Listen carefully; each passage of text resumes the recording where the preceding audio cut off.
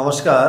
আওয়ামী লীগ এবং জাতীয় পার্টির অস্তিত্বহীন সংসদ গঠনের আহ্বান করলেন আজকে অর্থাৎ 25শে অক্টোবর 2025 এনসিপি নেতা নাসিরউদ্দিন পাটোয়ারী তিনি একটা অনুষ্ঠানে বক্তব্য দেওয়ার সময় তিনি প্রস্তাব রাখলেন, আহ্বান রাখলেন যে আওয়ামী লীগ এবং জাতীয় পার্টির অস্তিত্বহীন সংসদ গঠন করতে হবে।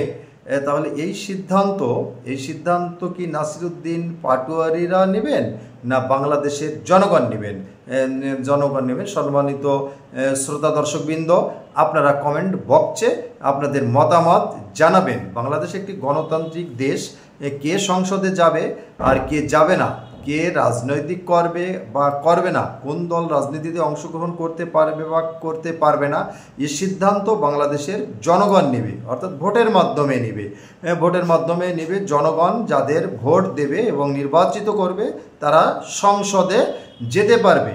আর যদি ভোট না পায়, নির্বাচিত না হয়, তাহলে তো সংসদে যেতে পারবে না। গণতান্ত্রিক দেশে সকল ক্ষমতার অধিকারী জনগণ, আমরা এটা জানি। এবং এই গণতান্ত্রিক উপায়ের অন্যতম মাধ্যম হচ্ছে জনগণের ভোট।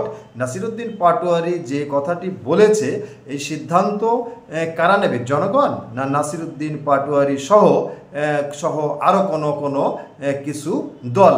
আপনারা অবশ্যই এ বিষয়ে কমেন্ট করবেন। আপনারা জানেন বাংলাদেশ সংসদীয় গণতান্ত্রিক দেশ।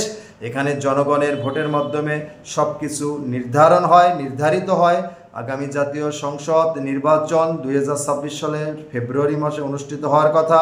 এই নির্বাচনে জনগণ কাদের ভোট দিবে এবং ভোটের মাধ্যমে যারা নির্বাচিত হবে অবশ্যই তারা সংসদে যাবে।